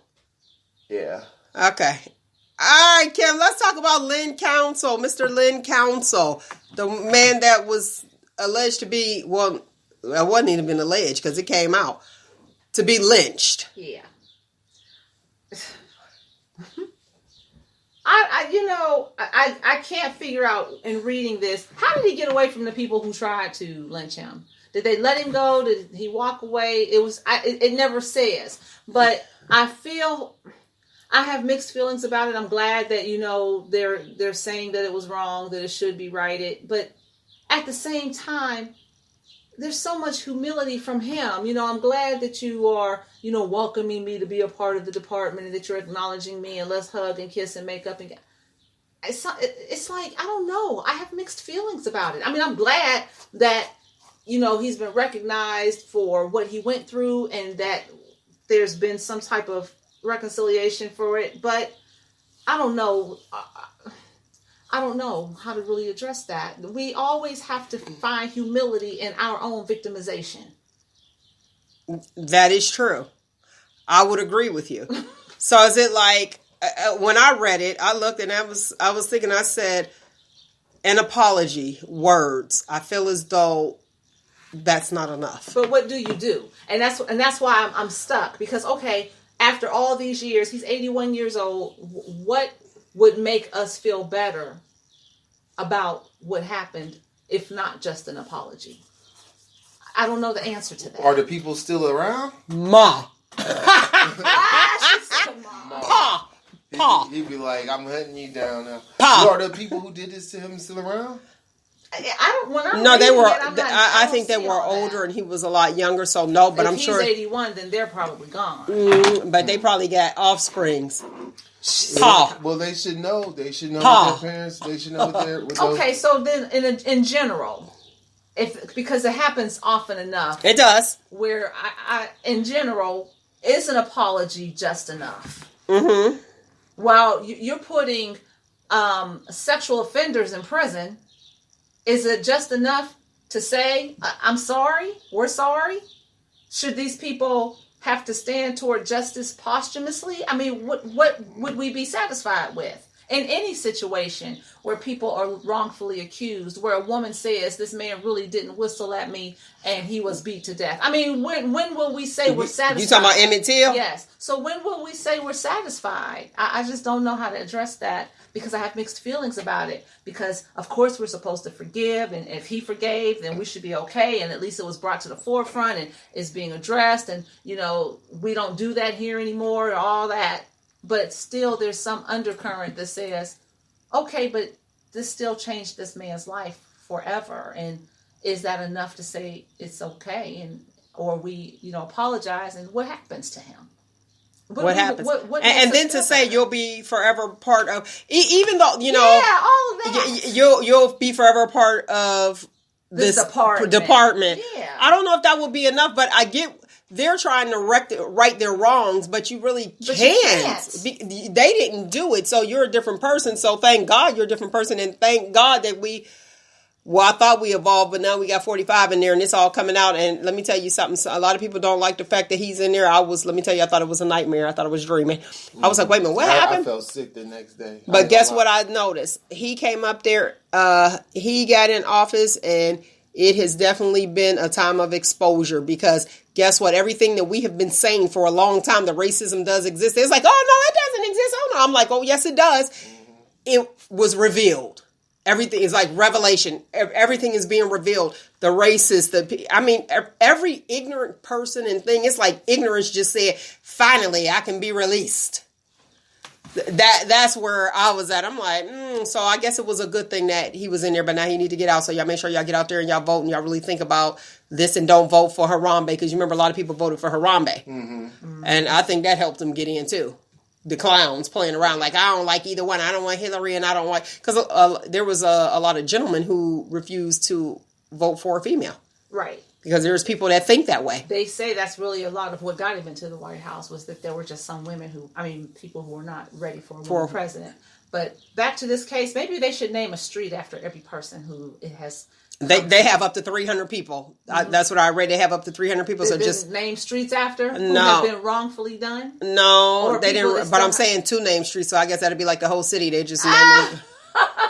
I'm like, because it looked like a little small town, like the whole street. It was something. Some type of resolution. Something that says we recognize this wrong, and something that his family can turn from disaster or tragedy into legacy. And remember, turn it into legacy. Look at change happen. Now that's good. Yes, turn it into legacy. That would actually be a good thing. Yeah, I could roll with that. All right. Maybe it sounds like a public park or some kind of monument.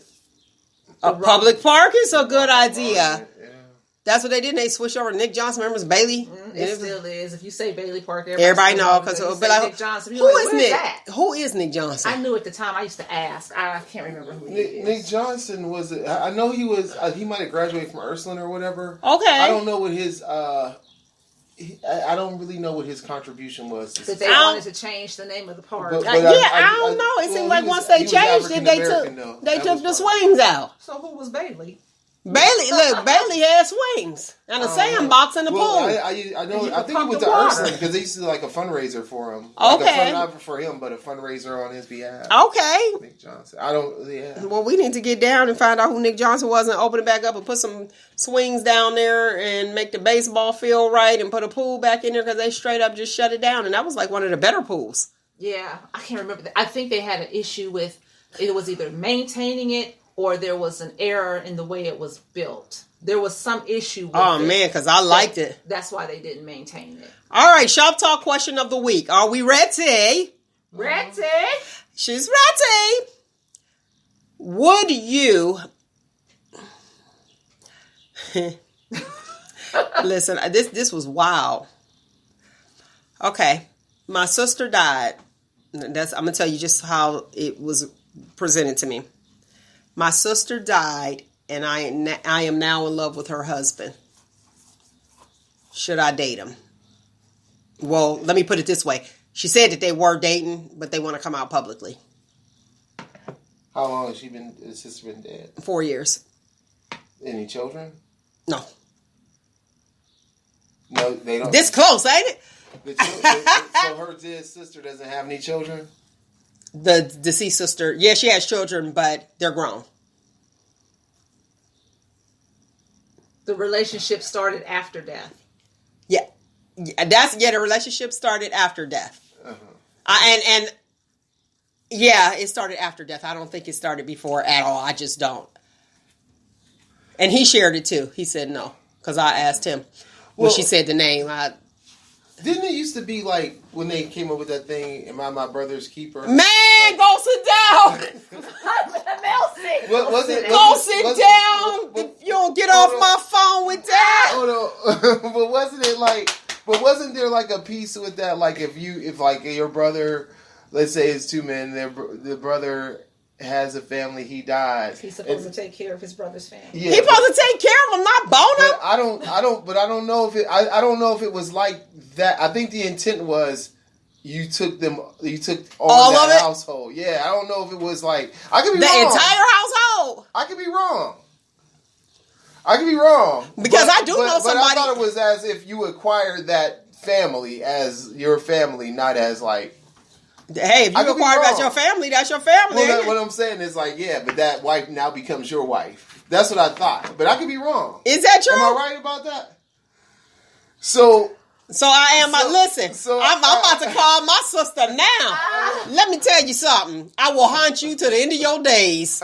Okay? Something happened to me. Am I wrong? I think I could be wrong, but I think that was law, right? Wasn't it? You took care of the brother's wife? I know somebody that went to jail. Holistically took care. Listen, I know somebody that went to jail. For what? For drugs, and he told his brother, he went to jail for his brother, and he told his brother to make sure that his daughter and his girl was all right, and then his girl ended up cheating with the brother who had a wife. Okay, but he's still alive. That's different. The sister is deceased. Yeah. The relationship started after she died. Yes. So that you all right with that? Okay, well, man, y'all ain't coming to my mama. I'm not saying what I'm saying is, first of all, the relationship is already in effect. So the privately, quietly, the horse is out the barn. So the question is when they gonna start trotting where everybody can see it. Well, the horse ain't out the barn. The horse still in the barn, but they come and visit. They visit the barn. That's what I'm saying. Something about to come out the barn. Yeah, it is. That's why why they came to me. And at this point, they're not asking should they do it. They're asking should they tell it. Should they tell it? So we're already at the next level. So my thing is, you might as well tell it because you're going to keep doing it. Let the chips fall where they may. What else can you do? And all the children are grown. We're not having a conversation about whether or not it should happen. It is happening. Yes. The conversation is when we're going to let it out.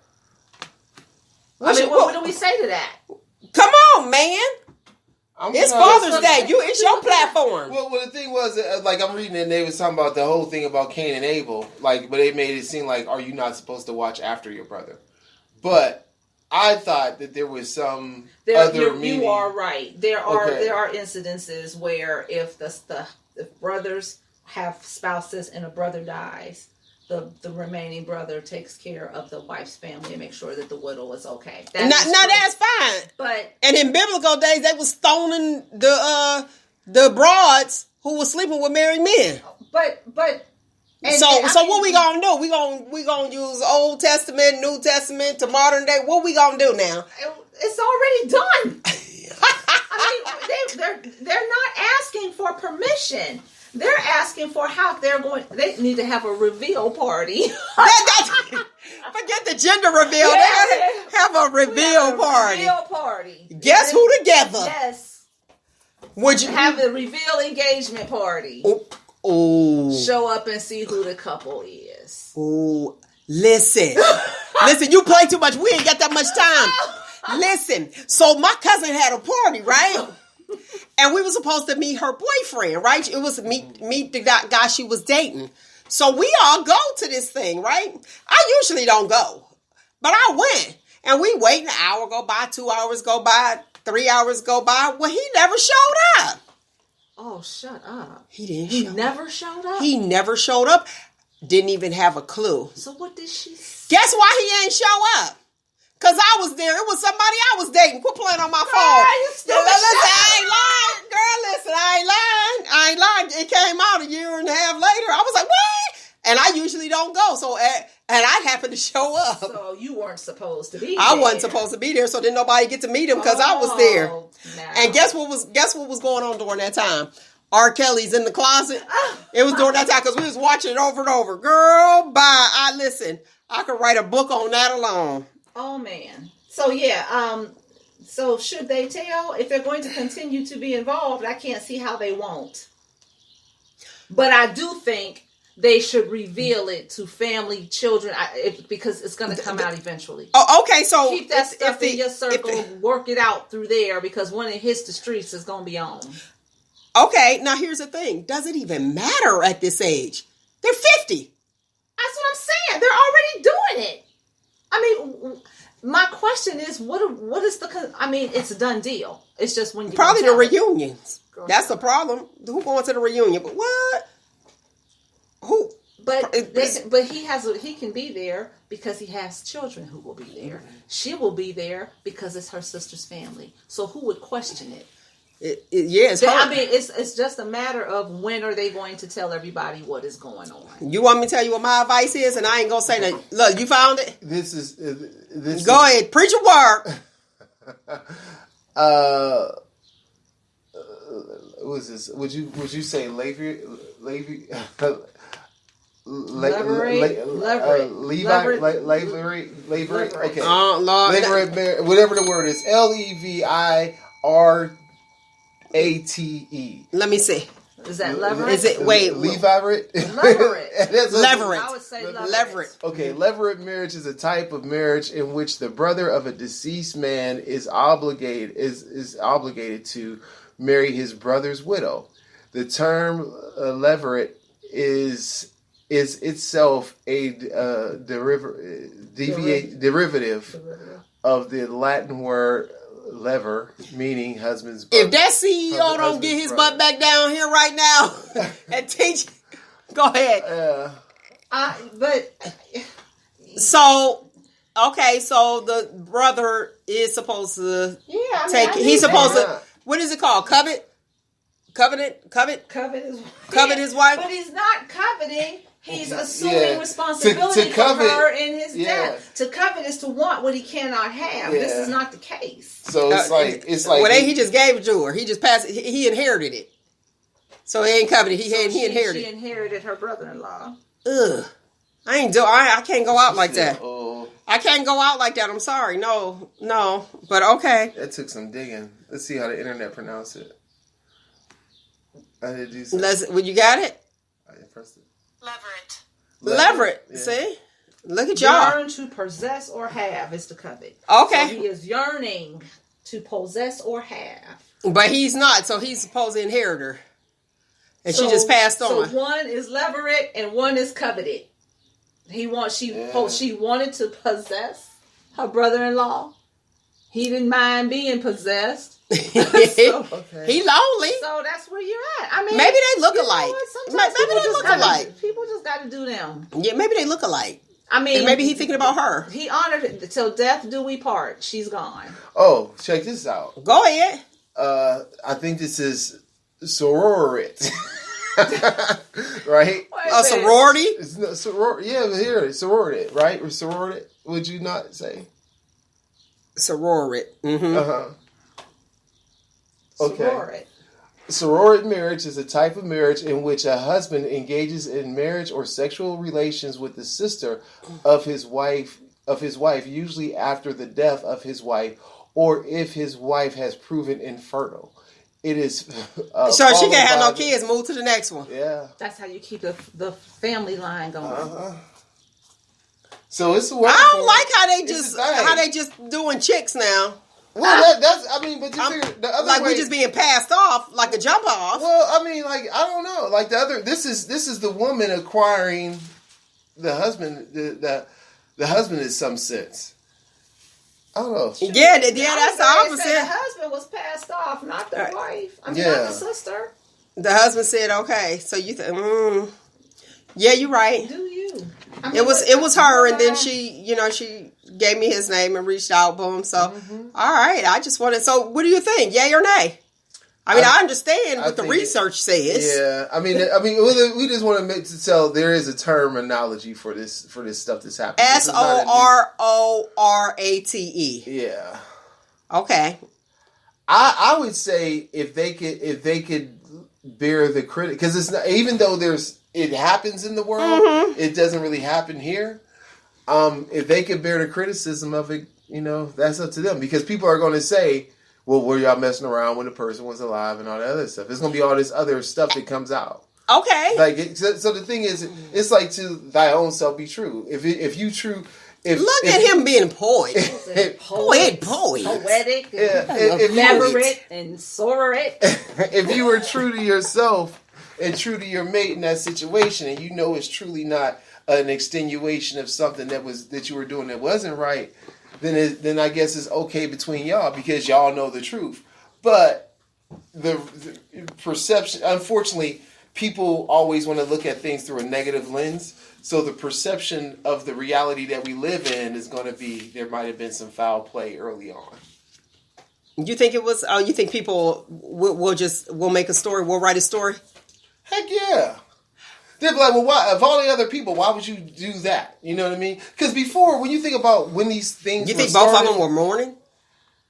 Yeah, I guess you could be mourning. You know, Netflix and mourning. Hey, it'll do it each time. No, Kim said you with the fire stick. Yeah. Again, Netflix. There's a movie I watched on Netflix called Her Only Choice, and it deals with this topic in a sense. Not because of two sisters, but it's in the topic. It's in the movie. Yeah, it's on Netflix. Oh, because of her stepmother.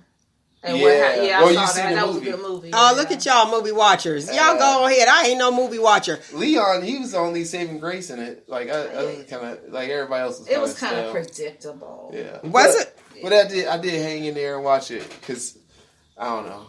I watched it because I didn't have anything else to do, so I turned the Fire Stick on and watched it. Well, look at that. That is so nice not to have nothing to do and just breathe one day. Sometimes I just have to. You just got to take some me time. Can't nobody come to me. I ain't to go to for a couple hours on a Saturday. I heard that. Like the lady who plays in it, she's like that new lady who used to be in all the Tyler Perry movies that cried all the time. What was her name? Oh, I was paying The attention lady. to Tamara Tooney, who was Melinda Warren on Law and Order SVU. Yeah.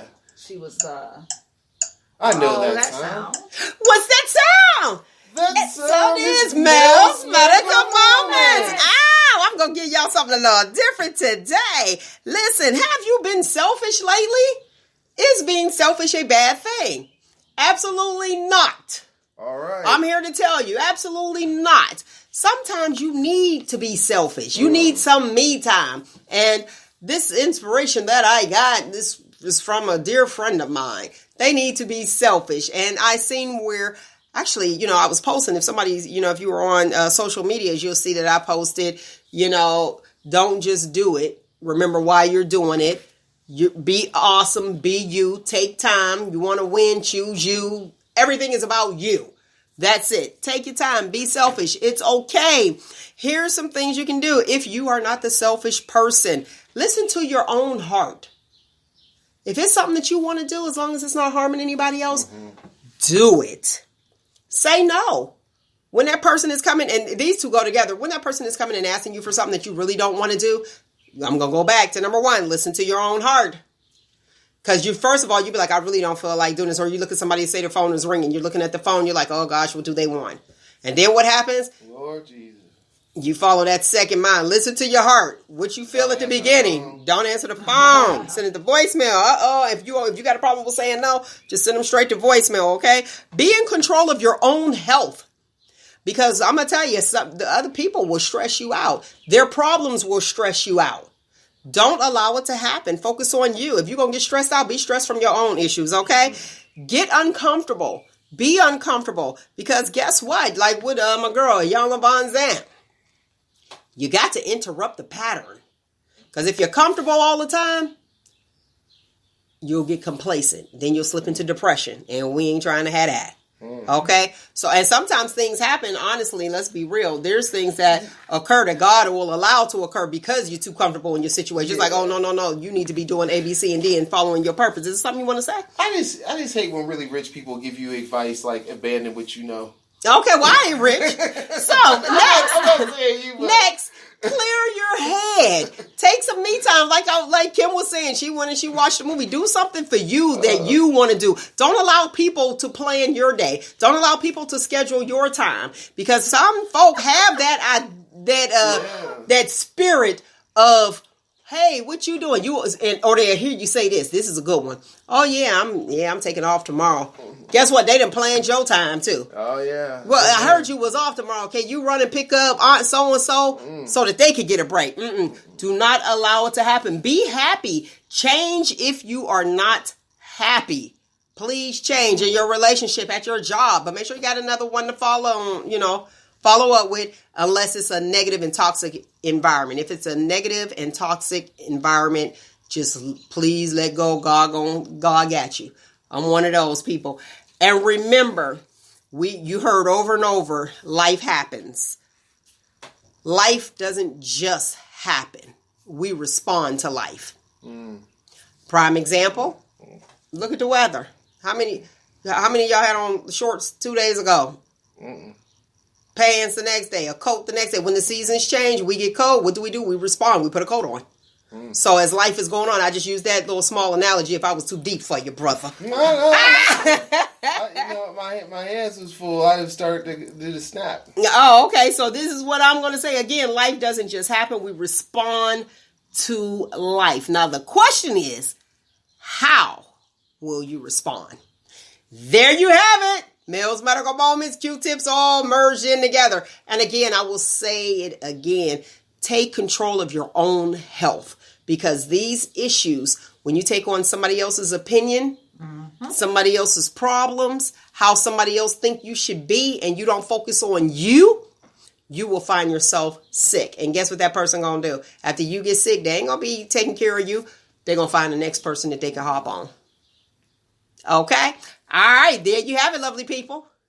What you got, Kim, for today's show? What you got? Well, I want to piggyback off of what you just did for your medical moment when you said be selfish and do you. I guess that answered our question of the week. Do you? Do your sister? Do your brother-in-law? Just do it. Just do it. Be selfish and do you. Do it to win. Till you're satisfied. Where is that at? I need to pull that up real quick. Do it till you're satisfied. Don't let anybody tell you who you need to have love you. Absolutely. Well, Kim, the preacher do that, don't they? what? Do it till they satisfied? You gotta love your wife. You be like, but I want to love all the wives. No, You say you want to love all the wives? This is your wife. Unless it's what's the first word we talked about today? Leverage. Unless it's a leverage situation. The 2 words of the day, like Sesame Street. Leverage and sorrow Yeah. And sorrow it. Leverage and sorrow it. Lord. and covet. And covet. And covet. All right. Oh, man, that's jacked up. I think it was great that you did a be selfish kind of thing, because we take that as such a negative word. And what we have to realize is you can't give to somebody if you don't have it. Right. You have to fill you up first. And we're so often taught not to do that. We are taught to give. In order for you to give, you must have something to give. Well, here's the thing. Recharge and surround yourself with people where the energy reciprocates, not where it's one-sided. And if you're in a relationship and they are not pouring into you, I always use this analogy. You can't withdraw if you ain't never deposited nothing. All right now. No. Count or closed. Account closed. There you go. What they call that when you get that alert? Like, it's in an overdraft. You got anything? What movie we need to see? What we gonna do? Give us some tips for Father's Day. I would just say to this Father's Day weekend, let it truly be a Father's Day. Let it truly be a Father's Day. What that mean? You know, like if you get him a grill, it's for him, not for y'all. and don't wait for dinner. Like whatever that Father's Day is, like define, like let that be it. But don't let it, like. I think the thing with dads is that we kind of go with the flow of stuff, because I said, hey, give me a knife sharpener, and I end up getting a set of knives, but they didn't know. Oh, they almost got it. Well, I told them, and it was like, oh, this is a lifetime guarantee. This is better, huh? This kind of stuff, blah blah, whatever. So, but it's just, I mean, every day should be Father's Day, because fathers are the most neglected of all. Of all the holidays, of all the holiday people. Like, people put more preparation into Halloween than they do Father's Day. Fact. You can't even say it. No, it was just quiet fact. Okay, you win. I mean, it's Halloween. You're like, man, I gotta buy my stuff online. I gotta get shit to me. And you're like, oh, what am I gonna do with my father? Go over there, eat the barbecue he make, and bring him a piece of cloth to put around his neck. And we call it, and we don't want to call it a noose, because he ain't killing himself, but you're killing him with that cloth around his neck because you want to do the same old. But I will tell you one thing, you're right. And Mother's Day, they go all out. You know why they go all out? Because don't come here with no pots and pans for no Mother's Day gift. But people will sure go over with a whole grill kit for a father. I mean, but they open all the social halls and the restaurants for the mom. Do they do that on Father's Day? I've never. Do you get a boutonniere? You know, we get flowers. You gonna get a boutonniere? To wear to church? And maybe it, like, yeah. And maybe it differs, like, if you have a son versus a daughter, like, what's being done for you versus, like, you know. Because, like, when I do stuff with my son, especially him being an adult on Father's Day, it's more or less I'm hanging out with somebody versus, like let's see, like, Mother's Day, it seems like, oh, this is an event. Oh, we all going out to dinner. We all going to, like, it seems more... It's an event. Yeah, you go out. More structure. But like, for y'all, we just go over to the house. We stop by. Like, if it's sons and fathers, like, I'm like, well, because, for example, I talked to him. He said, hey, I'm coming home. Like, because it's Father's Day weekend. I was like, damn, I forgot that it was Father's Day weekend. You know what I mean? But it was like, what do I got to do? I ain't really got to do nothing but be a father. Be a father, you know? But it changes. It's not like it's like, okay, like, we hang out, like, in... You know, I guess there ain't no basketball gonna be on because the game over. But I'm happy. You know, whatever it is. But shout out to Toronto. All right, hey, lovely people, that is my time. I thoroughly enjoyed you as I do each and every single Saturday. Find you, embrace you. Most importantly, always love you. Until next week, people. Shop Talk right here on Spreaker.com.